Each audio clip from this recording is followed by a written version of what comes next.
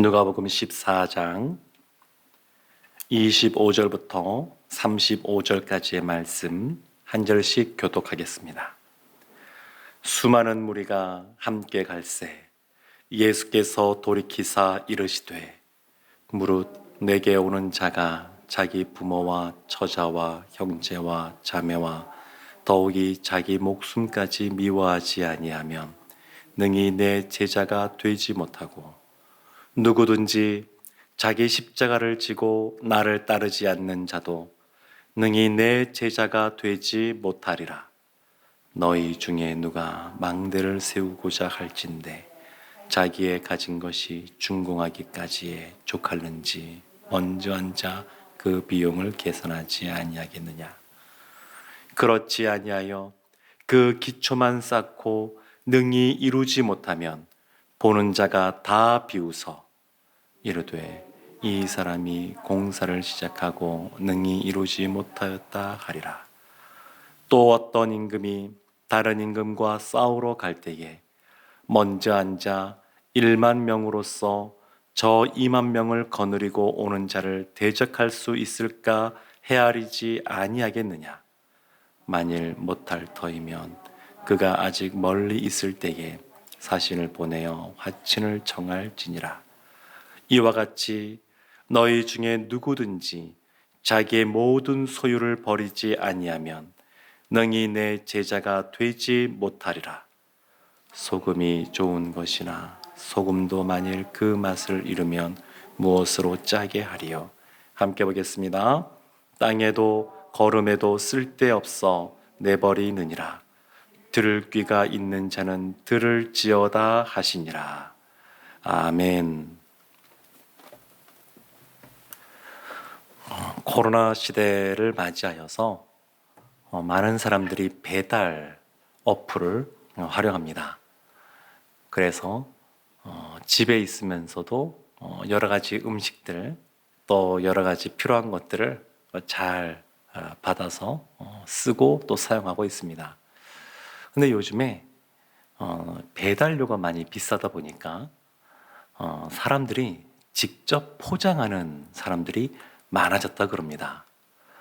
치킨 한 마리 시킬 때 포장하게 되면 업체마다 할인해 주는 그런 업체들이 많이 있어서 그 할인 많이 해주는 것과 또 배달료까지 포함하면 한 마리 시킬 때 어쩌면 5, 6천 원 정도 이렇게 비용을 절감할 수 있다 그럽니다. 그래서 저도 얼마 전에 한번 시도해 보았습니다. 진짜 여러 가지 가까운 거리니까 직접 갔다 오니까 3마리 정도 시키면 한 마리를 더 시킬 수 있는 그러한 가격이 나오는 걸 보았습니다. 자녀들을 위하여 어떻게 하면 조금 더 잘 또 원하는 것을 먹일 수 있을까? 이런 생각들을 하면서 그러한 계산들을 하게 됩니다. 그런데 우리 일상의 삶 속에서 이와 같은 비용들을 계산할 뿐만 아니라 하나님 나라를 향하여 달려가는 제자들도 어떤 것이 더 좋은 것인지 헤아리고 계산할 것에 대해서 오늘 예수님께서 비유의 말씀을 드십니다. 2가지 비유의 말씀을 드시는데 첫 번째는 망대 짓는 겁니다. 망대를 짓는데 짓다가 중간에 비용이 없어서 공사를 못하고 그냥 기초 공사만 된 상태에서 아니면 뼈대만 올라간 상태에서 있으면 흉물스럽고 사람들이 비웃을 거라는 겁니다. 얼마가 들지를 다 계산해 봤어야 되는 것인데 또 그것이 필요한 것인지 필요하다 그러면 얼만큼의 재정이 필요한지 이 모든 것들을 다 계산하고 시작해야 되는데 그러지 못했다는 겁니다. 또 하나는 전쟁과 관련하여서 우리 편에 10,000명의 군사가 있고 상대편 적군에게 20,000명의 병사가 있으면 아무래도 이 모든 상황을 미리 헤아려서 살펴보고 그리고 안 되겠다 싶으면 화친을 맺으라 이렇게 말씀하십니다. 그러니까 헤아려 보는 겁니다. 어떤 것이 더 좋은 것인지 나은 것인지, 어떻게 하면 그것을 이룰 수 있는지 헤아려 보라는 겁니다. 이 모든 것을 헤아려 볼 때에 주님께서 말씀하시는 것은 그 어떤 것보다 주님의 제자가 되는 것이 가장 좋은 것이고 꼭 그렇게 또한 해야 되는 것이다. 이런 말씀을 하십니다. 오늘 본문 앞에 예수님이 6번에 걸친 설교 말씀이 나옵니다. 다 그 내용이 하나님 나라에 대한 말씀입니다. 겨자씨만한 아주 작은 그런 씨앗도 큰 나무가 되고 적은 누룩도 부풀어 오르는 것처럼 하나님 나라가 성장한다. 이런 말씀부터 시작하여서 하나님 나라에 잔치가 벌어질 때 사람들을 초대하게 되는데 가난하고 헐벗은 사람들을 또한 초대하는 그런 내용의 비유의 말씀들을 하시면서 하나님 나라가 이와 같이 초대하고 거기에 응하는 것, 불응하는 자는 하나님 나라에 들어가지 못하는 것, 여기에 대한 말씀을 하셨습니다. 그리고 오늘 말씀은 예수님이 이와 같이 6가지의 하나님 나라에 대한 설교의 말씀을 하시고 그 결론적인 내용이라고 할 수 있습니다. 그런데 이와 같이 예수님께서 결론을 맺으시면서 부정적인 표현을 쓰셔서 내용을 반복하고 있습니다.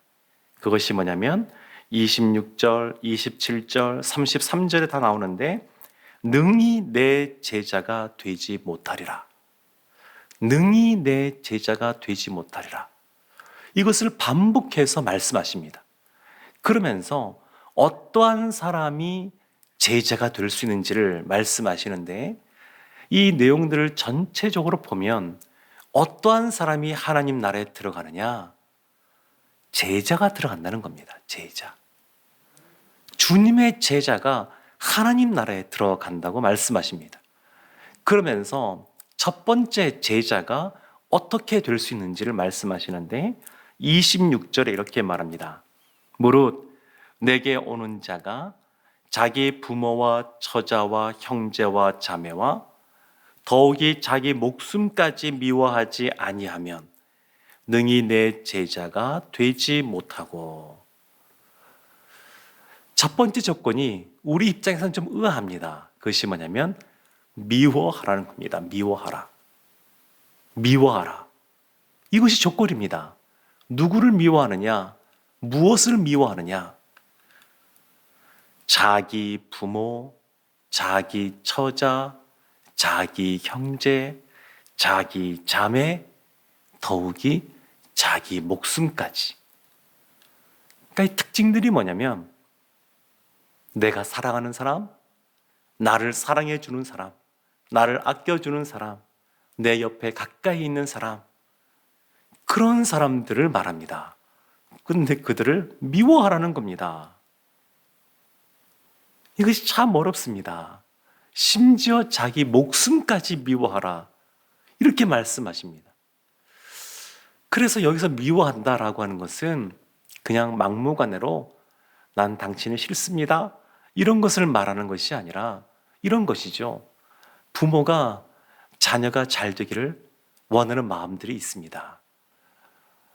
그래서 먹는 것도 맛있는 것, 몸에 좋은 것, 건강한 것, 그런 걸 먹기를 원하고 자녀들이 앞날에 무엇을 할지 결정할 때에도 조금 더 안정적인 것, 좀 편안한 것, 너무 인생을 고달프게 살지 않는 그러한 길로 가기를 원합니다. 그래서 그런 것에서 조언해 줍니다. 그런데 이 자녀를 위하는 부모의 말, 이 말이 상당히 또 많은 경우에 주님의 십자가를 지는 주님의 제자로서의 삶을 살아가는 것과 상반된 경우들이 많이 있습니다. 지금 그 말씀입니다. 주님의 십자가를 짊어지고 주님이 주시는 사명을 받아서 저 먼 오지에 선교사로 가겠다 그러면 그 말을 듣고 나서 처음부터 너무 결정을 잘했다고 마음 기쁘게 보내줄 수 있는 부모가 생각보다 많지 않을 겁니다. 주님의 제자라고 한다 그러면 주님이 가신 그 길을 걸어가는 사람들인데, 나를 사랑해 주는 사람, 또 내가 사랑하는 사람, 그 사람들이, 그 사람을 위해서 해주는 조언들이 사실은 주님 앞에 나아가는 길을 막을 수가 있습니다. 그런 것을 미워하라는 겁니다. 그러한 것을 멀리하라는 겁니다. 자기 목숨까지 미워하라 말씀하신 것도 누구보다 우리 안에 여러 가지 욕구들이 있습니다.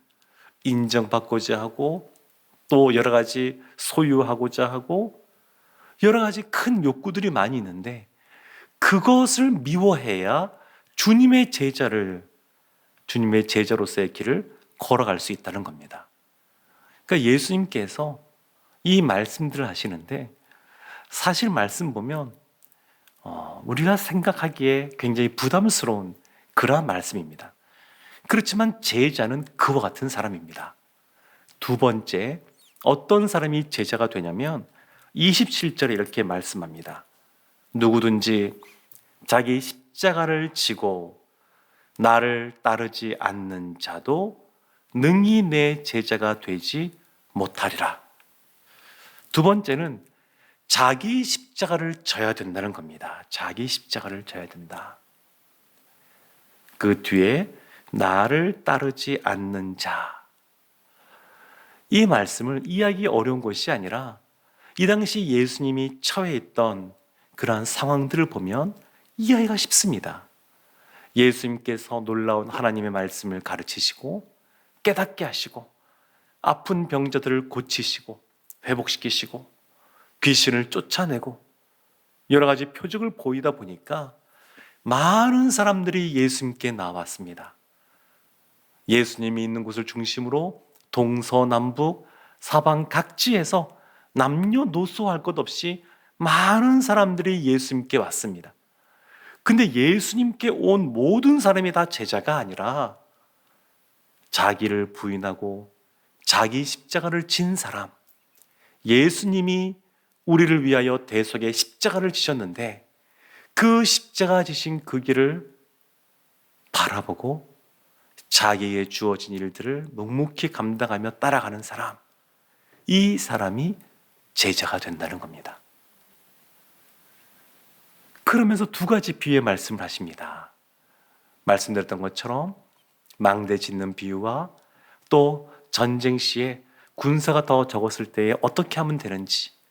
근데 이 말씀은, 이 비유의 말씀은 그 길을 걸어가다가 그 비용이 없어서 군사가 적어서 망대를 더 짓지 않고 전쟁을 벌이지 않는 멈추라는 의미가 아닙니다. 주님의 제자의 길을 걸어갈 때 내가 내 자신을 살펴보니까 너무 부족한 것이 많습니다. 내가 과연 그 길을 걸어갈 수 있을까? 감당할 수 있을까? 그리고 나서 중도에 포기하느니 처음부터 포기하자, 이런 것을 말씀하는 것이 아닙니다. 33절 보면 이렇게 말씀합니다. 이와 같이 라고 말씀하시면서 제자들을 말씀하시는데, 우리는 부족해서 여러 가지 헤아리고 계산해보고 더 좋은 것을 선택하지만 때로는 우리 가운데 부족함이 있고 중도 포기하고 싶고 이만 멈추고 싶은 그런 마음들이 있어도 주님께서 우리를 주님의 제자 되게 하신다고 말씀합니다.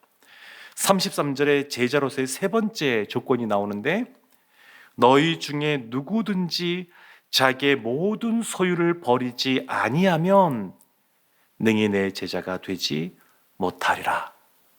소유를 버려야 됩니다. 모든 것을 버려야 됩니다. 내 생각, 내 자존심, 내 뜻, 내 소유, 이 모든 것보다 하나님을 더 사랑하고 하나님을 우선시하고 하나님 중심적으로 살아야 주님의 제자가 된다. 이렇게 말씀하십니다. 사랑하는 성도 여러분, 하나님이 우리 가운데 가장 좋은 선물, 보석을 주신 것은 그 어떤 것보다 영혼의 구원입니다.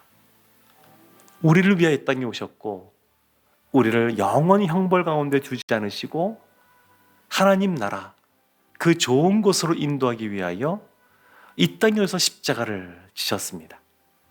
그래서 그 주님께서 우리에게 가장 좋은 것을 주기 위하여 기꺼이 자신의 생명을 십자가에서 드리셨는데, 그것이 가장 좋은 것을 아는 사람은